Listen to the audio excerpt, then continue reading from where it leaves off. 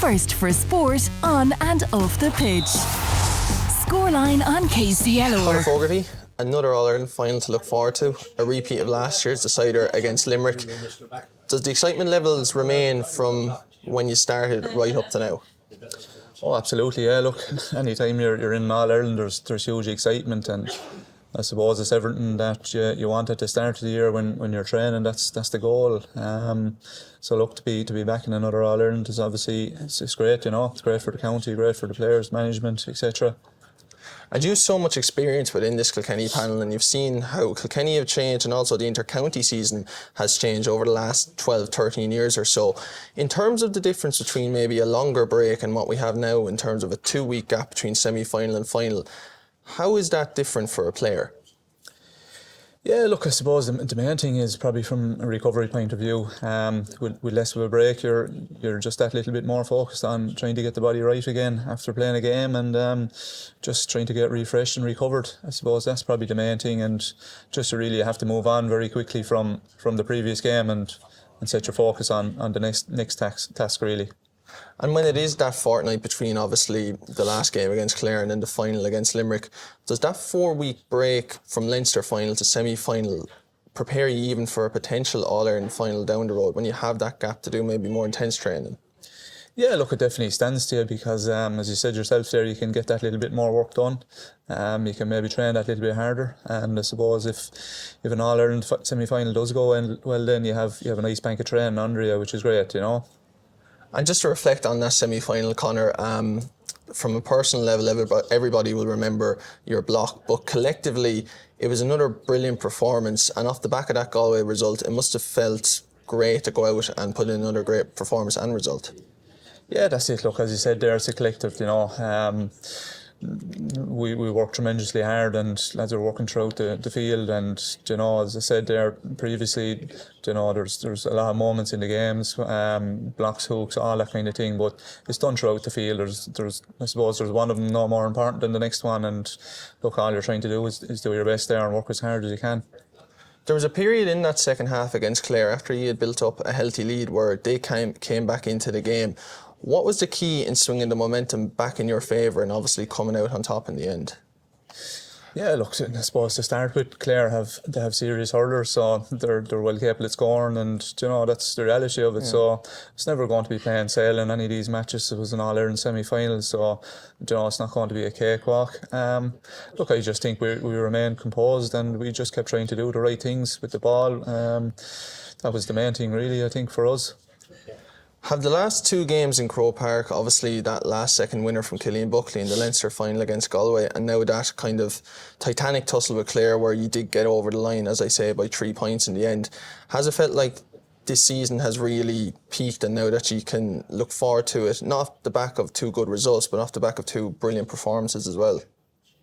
Yeah, that's it. Look, I think at the end of the day, when an All-Ireland semi-final, the main thing is just getting through it and winning the match. To get a performance is obviously an added bonus, but for us, just being obviously the goal is to start is getting into a Leinster final. When you're in it, you want to win it, and that puts you into a semi-final, which is great. You know, but at the end of the day, the main goal is just to try and get to the All-Ireland to give yourself a shot at winning it. And just to reflect very briefly on that Leinster final, it seemed like there were scenes there from a Kilkenny point of view that we hadn't seen for quite some time off the back of a Leinster final win. Was it purely the nature of how it happened with the late Killian Buckley goal, or was there more to it than that? Yeah, I think, look, there was probably a few things there really. Like obviously the way the match finished and Killian's goal was great excitement there for the fans, and you know, a lot of people were probably thinking that match was gone. You know, we've had our changes this year obviously with management, and we've had fresh faces coming in. We've a new, you know, panel, a lot of lads from the under 20 team came in, so great excitement for all them lads, I suppose, to win their first Leinster medal as well. So that probably all fed into it as well, you know. And you've been involved in the panel for well over a decade now, Conor, 4 All-Irelands to your name. How has the inter-county game as a whole changed over the last 12 years or so in terms of, there's a lot of talk about short ball and different tactics and that. Is that something that you would notice as a player, or do you just have to get on with your own job? Yeah, it probably has come a little bit more possession based, but I think the fundamental skills are still there really. The catching, your striking, your touch, they probably haven't changed from what I can see. So look, the game changes every now and then, but I think it'll always come back to the important things, which are the fundamental skills of the game. And has your own role individually changed within the panel? Obviously, like any player, you come in quite young and now you're one of the more experienced members of the squad. Do you have to be one of the leaders within the panel in terms of kind of helping the younger players that are stepping in? Yeah, look, I don't think you have to be Anton. I suppose all you ever try to do is contribute. If you think you have a positive contribution to make, is to give that. And you do pick up a few bits along the way, being experienced. But a lot of these young players are, they're confident and they're well capable of holding their own there at the end of the day, and they're, I suppose they're doing the business for Kilkenny there at the moment. And you alluded to the new management team, of course, Derek Lyng spearheading that. What has he and his backroom team brought to this Kilkenny panel in 2023? Look, they've brought what they are themselves really, which is they're all great lads, and they're calm, they're focused. It's been a seamless enough transition there really. They haven't tried to, I suppose, reinvent the wheel, which is they've just put in a real solid effort with us all year, and what you're going to get with all the management team. They're very good lads and great to work with. A lot of people would say that this has kind of been a continuation of the work done over the last maybe 2 or 3 years, and that this team has been building for quite some time. Do you feel as though performances like this were bound to come, and had you noticed that maybe there has been an improvement, not just this year but also last year, in terms of competing with the real best teams in hurling? Yeah, look, I suppose from one year to the next there's no guarantee of any results. I think Kilkenny we've always worked hard. We've always tried to put our best foot forward, and this year's been no different. And look, we're delighted with that. We've after coming through the last 2 games, and we've an All-Ireland final now to look forward to in 2 weeks' time. And that All-Ireland final, of course, is against Limerick. A simple question, I suppose: are they the best team that you've ever faced in a Kilkenny jersey?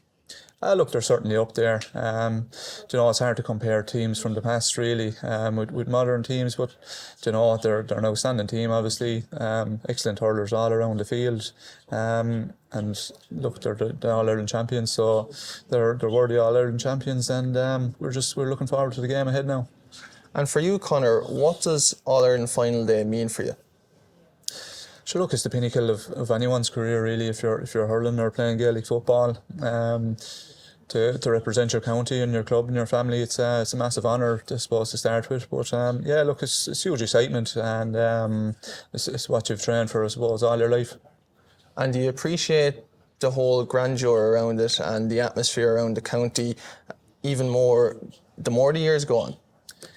Yeah, look, you try and take in as much of it as you can, but I suppose as a player you're very much just focused on the job in hand, and it's probably something for the fans to enjoy more than maybe the players sometimes. But you do try and take in the few bits, and you appreciate the support when you get it, And in terms of, I asked you how the inter-county game had changed a little bit earlier, but that midfield area, there's a lot of talk about how crucial the middle third is to the outcome of any inter-county game these days. Has that developed over the years that you've been involved in Kilkenny? Yeah, look, it's probably become a little bit more clogged up there around the middle, but probably goes back to the fundamentals again. I suppose it's about battling for the ball there, whether it's in the middle third or the first third or whatever third it's in, doesn't really matter. It's the same fundamentals that you're fighting for your position, you're fighting for the ball, and it probably doesn't really matter where it is. And very finally for myself, Conor, and 5th All-Ireland medal potentially coming up on Sunday week against Limerick. What would that mean to you as a staunch Kilkenny man and a player that's given so much service to this Kilkenny senior team for more than a decade now?